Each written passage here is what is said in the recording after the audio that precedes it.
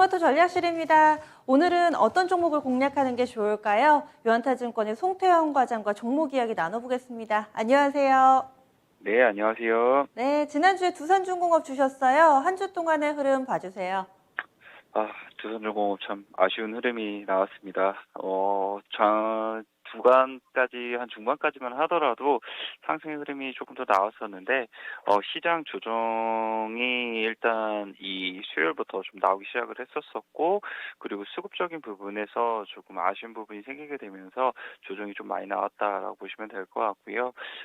수급적인 부분이 계속 발목을 잡고 있기는 하지만, 저는 두산중공업의 미국 인프라 법안 관련돼서 통과가 되게 되었을 경우에 받을 수 있는 수혜라든지 이런 부분, 일단 소형 원자력 관련돼서도 이런 부분에 상당히 수혜를 받을 수 있을 것으로 예상을 하고 있고요. 그리고 두산 박해 관련돼서도 지분을 가지고 있기 때문에 그런 부분이 지금 가격보다는 충분히 더욱더 올라갈 수 있는 부분이 있다라고 생각을 하고 있습니다.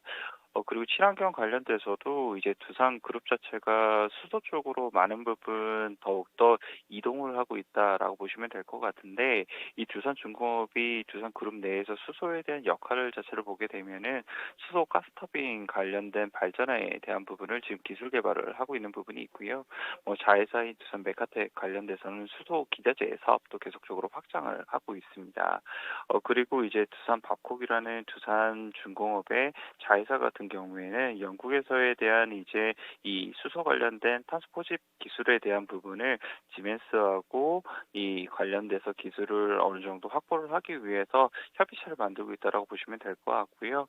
두산중공업이 예전에 상당히 많은 부분 이제 이 구식 발전을 했던 부분이 있었었는데, 지금은 그런 부분이 많이 이제 친환경 관련된 부분으로 전환이 되고 있고, 두산그룹도 이와 관련된 이 사업부문을 더욱더 확장시키기 위해서 사활을 걸고 있는 만큼 두산중공업은 계속적으로 좀 지켜보시면서 좀 투자를 해보셨으면 좋을 것 같습니다.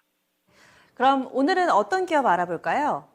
네, 오늘 말씀을 드릴 기업은 코세스입니다. 네, 얼마 전에는 메타버스 관련해서 부각이 됐었는데 사실 이 부분보다는 기존의 사업 부문 집중하자라면서 추천이 나오기도 했었거든요. 과장님은 어떤 부분 집중하고 계신가요? 저는 두 가지 다 보셨으면 좋을 것 같아요. 본업 같은 경우에는 쿠세스가 실질적으로 숫자적인 부분을 채워줄 수 있는 부분이기 때문에 보셔야 되는 부분이라고 생각을 하고 있고요. 메타버스 같은 경우에는 스토리와 나중 향후의 먹거리이기 때문에 그런 부분을 보셔야 될 텐데, 이 두 가지 모두 다 모멘텀을 가지고 있는 건 사실입니다. 먼저 첫 번째로 본업에 대해서 좀 말씀을 드리게 되면은, 이제 다음 주에 애플이 신제품을 공개하는 일정이 14일 날 있게 될 텐데, 이 관련돼서 아이폰 13하고 그리고 잘하면 에어팟 관련돼서도 신규 에어팟이 나올 수 있는 가능성이 외신에서는 언급이 되고 있습니다. 만약 에어팟 관련돼서 이제 신제품이 나오게 되면은 아무래도 코세스 같은 경우에는 레이저 커팅기를 에어팟 창으로 계속적으로 납품을 해 왔었던 부분이 있었었고, 이 2분기에도 관련된 사실상 이 수주를 받았던 부분이 있었었거든요. 그런 점까지 생각을 해보게 됐을 때는 충분히 모멘텀으로서 활용이 될 수 있는 부분이다라고 저는 생각을 하고 있습니다. 그리고 두 번째는 이제 마이크로 LED 시장이 계속적으로 확대가 되고 있는데, 역시 이 관련돼서 리페어 장비에 대한 부분이 더욱더 많은 부분 늘어날 것이다라는 부분입니다.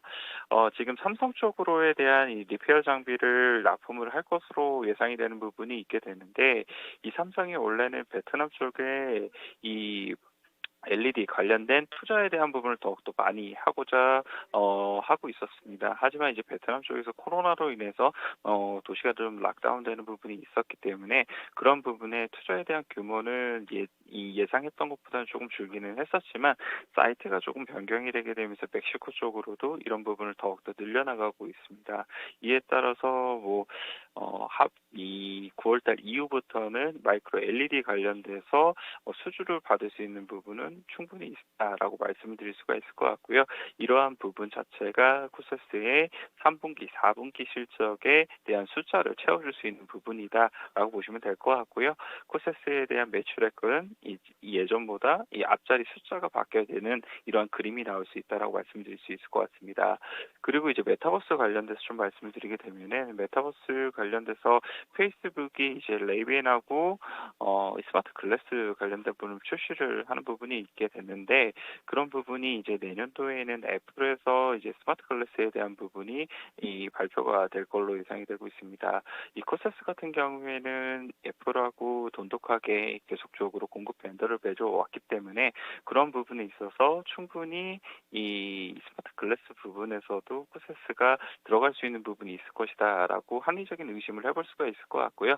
관련돼서 계속적인 이 추가적으로 이 언론 보도라든지 이런 부분은 나올 수 있는 부분이 있다라고 보시면 될 것 같습니다. 그래서 지금 주가를 보시게 되시면은 17,000원까지 상승이 나왔었다가 지금은 좀 조정을 받게 되면서 한 12,000원대에서 움직이고 있는데요.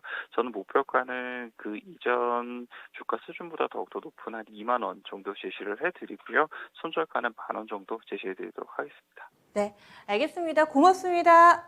네, 감사합니다. 네, 코세스입니다.